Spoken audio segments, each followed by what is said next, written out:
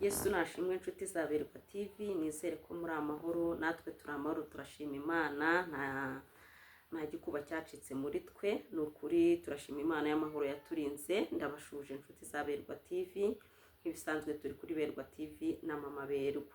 Iminsi myinshi tutabonana, nari mfite urugendo rwo kuva mu bihugu byanze nza mu Rwanda, nicyo cyatumye mbura, nta rundi rwango. Narahageze rero mpura no gusura imiryango n'ibindi, byatuma mpita mboneka kuri Berwa TV, ariko nagarutse ni ukuri. Kandi inshuti za Berwa TV ndabashuje mwese aho muherereye, basore beza, abakobwa beza, abamama beza, abapapa beza, abana bato beza, inshuti za Berwa TV aho muherereye hose, mwumve ko Mama Berwa yarabakumbuye. Ndabashuje mu izina rya Yesu Kristo, nizere ko muri amahoro, nanjye ndamahoro, ndashima Imana yandinze namwe ikabarinda. Nta gikuba cyacitse muri twe, ariko nkunda kuvuga ngo nawe bitameze neza mukomere.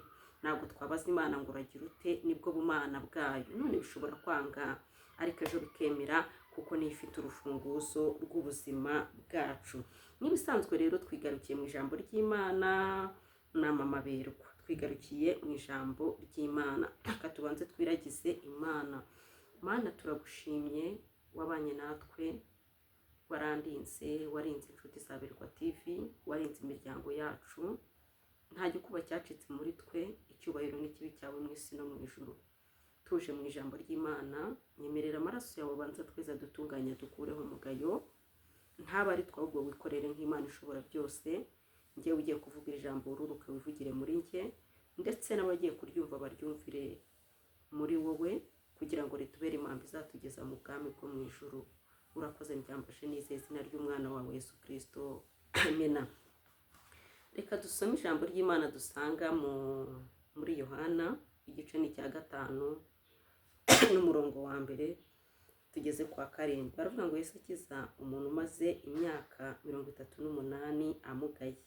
Hanyuma y'ibyo hari iminsi mikuru y'Abayuda, nuko Yesu agiye Yerusalemu, kandi Yerusalemu bugufi bw'irembo ry'intama hari ikidendezi mu Ruheburayo cyitwaga Betesida. Cyariho amabaraza 5. Muri ayo mabaraza hari abarwayi benshi, barimo impumyi n'ibirema n'abanyunyutsi. Bari bategereje ko amazi yihinduriza, kuko rimwe na rimwe marayika yamanukaga akajya muri icyo kidendezi agahinduriza amazi. Nuko umuntu wabanzaga kujyamo amazi yihindurije niwe wakiraga indwara ye iyo ari yo yose. Hariho umuntu wari ufite indwara ayimaranye imyaka 38. Yesu amubonye aryamye, amenya yuko amaze igihe kirekire arwaye. Aramubaza ati, mbese urashaka gukira? Umurwayi aramusubiza ati, databuja, simfite umuntu unjugunya mu kidendezi iyo amazi yihindurije, nkiza undi antanga kumanuka. Yesu aramusubiza ati, byuka wikorere uburiri bwawe ugende. Muri ako kanya uwo muntu arakira, yikorera uburiri bwe aragenda. Mwakire neza ijambo ry'Imana. Tugiye kwinjira mu ijambo ry'Imana. Uyu muntu ngo yari amaze imyaka 38 arwaye. Amina. Ngo yari amaze imyaka 38 arwaye. Yagiriwe ubuntu bwo kugera ku kidendezi. Amaze gushyika ku kidendezi, ariko ngo iyo marayika yururukaga hakagira ubanza mu kidendezi, niwe wabashaga gukira. Uyu muntu rero, uyu muntu we, abe baramuzanye kubera igihe kinini, bararambirwa. Baramuzanye, kandi mu buryo ureba bamuzanye nko kumwikiza, kuko yari yararwariye mu miryango, arwarira muri bo. Baravuga bati, reka tugende tumute kuri kiriya kidendezi. Bivuze ngo nta rukundo bari bamufitiye, nta mpuhwe bari bamufitiye. Baravuga bati, reka tugende tumunage kuri iki kidendezi. Nitumara kumushyira kuri iki kidendezi, yakira atakira na azaba ahangaha. ngo uyu muntu rero amara imyaka 38 ari ku kidendezi, abura umuntu n'uyu n'umwe wamugirira impuhwe. Abari bafitiye ababo impuhwe barazaga ngo bakicarana nabo kuri icyo kidendezi, kuko umunsi umwe marayika yururukaga akaza muri iki kidendezi ngo amazi akihinduriza, uwabanzaga muri iki kidendezi niwe wakiraga. Ariko ntabwo uyu muntu yari afite umuntu umugirira neza. Birashoboka yuko ufite ikibazo gikomeye cyane, birashoboka yuko ufite uburwayi bukomeye cyane, birashoboka yuko ufite ikigeragezo gikomeye cyane, birashoboka yuko hari intambara urimo ariko ukaba warabuze ubutabazi. Nakubwira ngo hungira kuri Kristo, kuko niwe ufite urufunguzo rw'ubuzima. Wahamagaye imiryango ntiyakumva, watabaje inshuti mwasangiraga ntizakumva, watabaje abaturanyi ntibakumva, watabaje ahagaragara n'ahatagaragara ntibakumva. Uyu nawe yaricaye aravuga, yumva atakaje ibyiringiro, yumvaga nta byiringiro byo gukira, ntago afite inzira zo gusubira mu miryango, ntago afite uburyo bwo gusubira mu miryango, ahubwo yicara ku kidendezi. Birashoboka ko hari ahantu wicaye mu kibazo runaka, birashoboka ko hari uburwayi wicaranye imyaka myinshi cyane, birashoboka ko hari ubuzima ubayemo imyaka myinshi cyane, birashoboka cyane ko watakaje ibyiringiro by'ubuzima ndetse n'ibyiringiro by'imibereho. Ariko nkuzaniye ko hakiriho ibyiringiro, kuko hari umuntu ugera mu buzima bwawe ibyo wabonaga ko bidashoboka bigashoboka. Uyu yari amaze imyaka 38 yicaye ku kidendezi. Birashoboka ko n'ikigeragezo ufite gishobora kuba ukimaranye imyaka 2 cyangwa umwaka umwe, ariko uyu muntu twibuke ko ubu burwayi yabuvukanye, twongere tuzirikane ko ubu bumuga yabuvukanye, atari ikintu yihamagariye, ariko kwari ukugira ngo imirimo y'Imana igaragarire muri we. Niba wowe ikibazo urimo utaracyiteye, niba intambara urimo utarazihamagariye, niba ibigeragezo urimo utarabyihamagariye, akaba ari ibigeragezo ubona birimo kuza, ukaba ubona utazi aho bivuye, uhagaze mu mwanya wo kwera no gukiranuka, nakubwira ngo komera, ubutabazi bwawe burahari. Nakubwira ngo komera, gutabarwa kwawe kurahari. Nakubwira ngo komera, wizirike ku Mana, ahubwo ubanze urebe ikigeragezo urimo, ubanze urebe ishuri urimo, ubanze urebe aho uhagaze, uvuga ngo mbese iki kibazo ndimo ninjye wacyiteye ubwanjye n'ibyaha byanjye? Mbese ubanze urebe se iki kibazo ndimo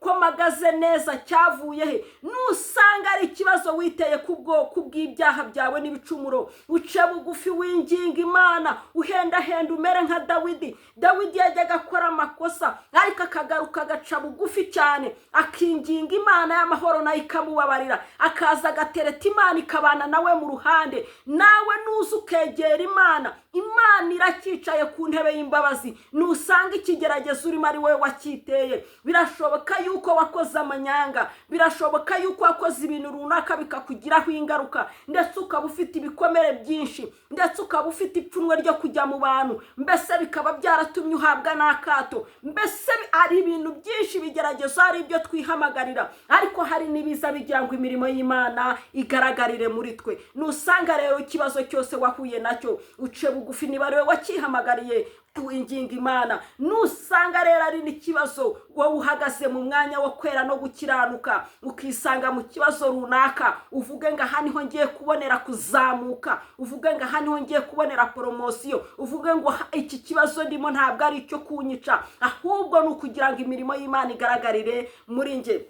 ngo uyu muntu yari amaze imyaka 38 yicaye ku kidendezi arindiriye, yarabuze umuntu wamugirira impuhwe, yarabuze umuntu wamutabara, ngo yararindiriye abandi baza bafite ababanagamo bakabanagamo, abafite ababitaho bakabitaho, ariko wahama kuri ikidendezi ararindira. Ntago yari azizeye aho ubutabazi bwe buzaturuka, nta byiringiro yari afite by'ubuzima, kuko nta n'umwe wari umufitiye impuhwe, kandi abantu bari benshi bari gutabaza, abantu bari benshi bari kuri iki kidendezi. Ngiyo marayika yazaga akajya muri iki kidendezi, uwabanzagamo niwe wakiraga. Ariko nje kukubwira ijambo ryiza cyane, ngo hahingutse umugabo bita Kristo, ngaramureba arahinguranya. Haleluya! Mana yo mu ijuru, ndanezerewe, ndanezererwa Imana nkumva amarira araje ndanezerewe ngarangije ngo Kristo ahahingutse ngo Kristo ahageze amenya ko uyu muntu amaze imyaka 38 kuri iki kidendezi aramureba. Kristo we ajya gufata uru rugendo yarufatiye uyu muntu nubwo abantu batari babizi. Birashoboka yuko Kristo wafata urugendo ukagenda, birashoboka ko umuntu yaza mu buzima bwawe yigenderaga kandi ari Kristo umwohereje. Birashoboka yuko wafata urugendo ukagenda kandi ugiye kuhura na Kristo. Ngarangije araza Kristo uyu nguyu ngahageze kuri iki kidendezi, akimureba aravuga ati yewe muntu bimeze bite, mbese urashaka gukira? Mutujya tubwiza Imana ukuri. Arangije uyu nguyu kubw'ibikomere n'ishavu yari afite aratangira ararondora, aravuga ati ntago mfite unaga mu kidendezi. Aramubaza ati wowe mbwira urashaka gukira, kuko yari yamenye ikibazo afite. Aramubwira ati yego, amubwira mu ijambo rimwe gusa, aramubwira ngo ikorere uburiri bwawe ugende. Twahamagaye, birashoboka yuko twasenze uko bidakwiye,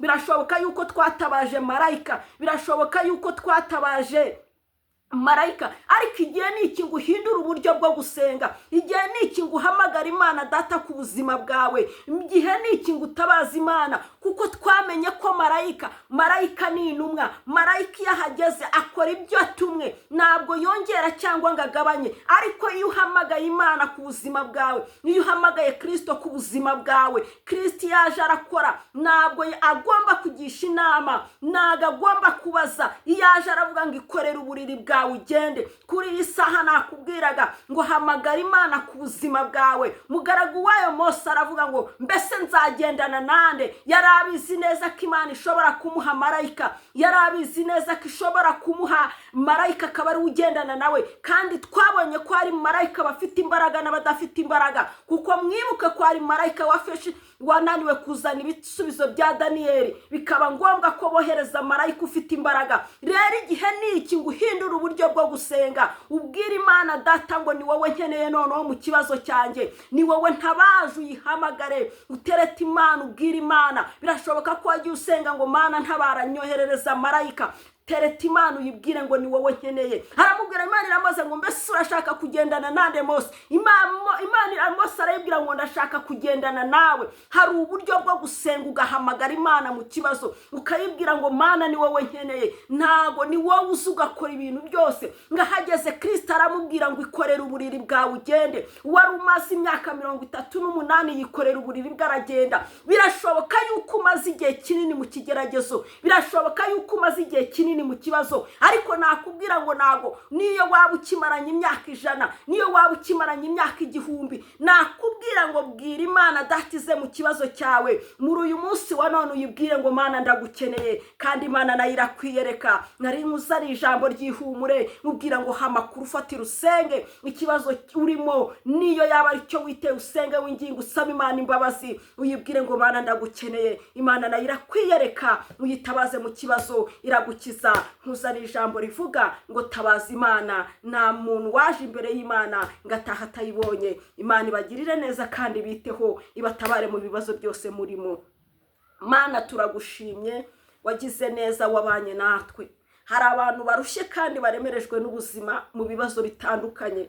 Muri aka kanya tuguhamagaye nk'Imana data ishoboye byose, uzugira icyo ukora ku bibazo byacu, uzutubere umuyobozi kandi n'ukuri utugirire neza. Uturengere udukure muri ubu butayu, uko wakuye Abisirayeli muri Egiputa ukabinjiza i Kanani, abariko winjiza abantu muri Kanani y'amasezerano wabasezeranije. Urakoze urakarama, kuko mu butayu twahasiga ubuzima. Mbyambaje nizeye izina ryawe ryera, amen. Shalom shalom, ndabakunda, nizere ko muri amahoro kandi nizere ko mumeze neza. Nizere yuko n'ukuri tuzajya dukomeza tukabana mu ijambo ry'Imana. Nshuti zaberwa TV nk'ibisanzwe n'ukuri tuzajya tubana mu ijambo ry'Imana. Imana y'amahoro rero ibaha umugisha. Numvaga mbakumbuye nshaka kubasuhuza muri iri jambo ry'Imana, ribabwira ngo n'ukuri mukomere mutabaza Imana, nta kintu na kimwe cyananira Imana. Imana rero ibishimire, tuzajya duhora tubana mu ijambo ry'Imana rya buri munsi. Na mama Berwa nagarutse, kandi mumbabarire ntabwo byari byanjye, narindi gutegura urugendo kandi rwagenze neza. Shalom shalom, ndabakunda.